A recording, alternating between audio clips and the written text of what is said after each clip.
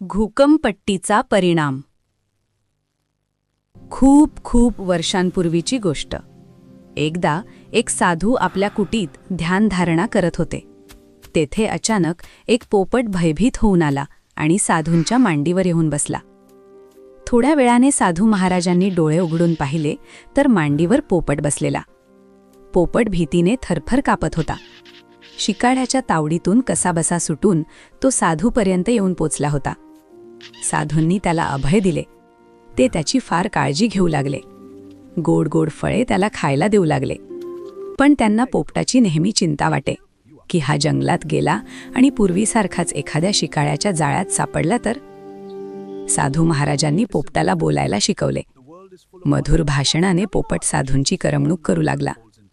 साधूंनी पोपटाला एक धडा पाठ करायला लावला. तो धडा असा होता: जंगलात शिकारी येतात, जाळे टाकतात, दाणे टाकतात आणि आपल्याला जाळात अडकवतात. आपण सावध राहिले पाहिजे. पोपट सगळा धडा बिनचूक म्हणू लागला. पुढे पुढे पोपटाने बाकीचे सगळे बोलणे सोडून दिले. दिवसभर तो एकच धडा घोकू लागला. स्वतःच्या बचावाचा धडा त्याने लक्षात ठेवला म्हणून साधूंना बरे वाटे. एकदा त्यांनी पोपटाची परीक्षा पाहायचे ठरवले. प्रत्यक्ष प्रसंग पडल्यावर पोपटाला घोकलेल्या धड्याची आठवण राहील का, तो सावधगिरीने वागून स्वतःची सुटका करील का, की या धड्याची केवळ पोपटपंचीच करेल, हे साधूंना पाहायचे होते. साधू पोपटाला जंगलात सोडून आले. काही दिवसांनी साधू परत जंगलात गेले. हिंडता हिंडता त्यांना तो पोपट दिसला. जंगलात शिकारी येतात, जाळे टाकतात, दाणे टाकतात आणि आपल्याला जाळात अडकवतात. आपण सावध राहिले पाहिजे. हा पाठ तो घोकत होता. साधूंना हे ऐकून आनंद झाला.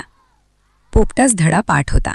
इतकेच नाही तर जंगलातील सगळ्याच पोपटांनी तो धडा पाठ केला होता. एवढ्यात साधूंना जंगलात एक शिकारी दिसला. त्यांनी त्याला विचारले, दिवसात तुझी कमाई किती? शिकारी म्हणाला, 5 रुपये.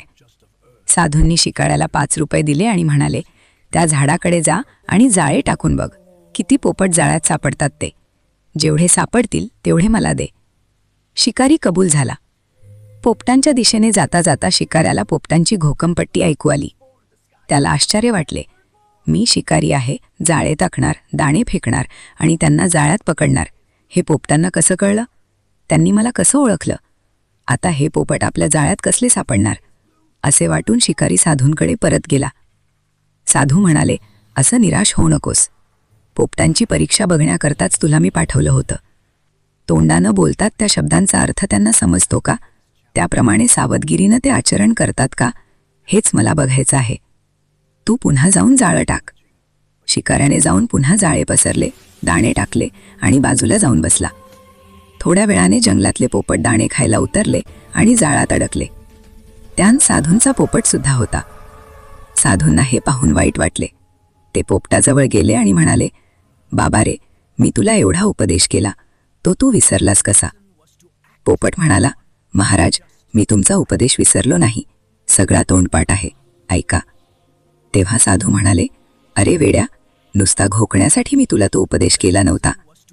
त्याप्रमाणे वागून स्वतःचा जीव तुला वाचवता यावा म्हणून केला होता. हे ऐकून पोपटाला धड्याचा खरा अर्थ समजला. त्याने साधूची क्षमा मागितली. यापुढे नुसती पोपटपंची करणार नाही, अर्थ समजून घेईन व त्याप्रमाणे वागेन, असे त्याने साधूंना वचन दिले. बोध: नुसते पाठांतर करून उपयोग नसतो. शिकवलेल्या गोष्टींचा अर्थ समजून घेऊन त्याप्रमाणे आचरण केल्यासच खरा फायदा होतो.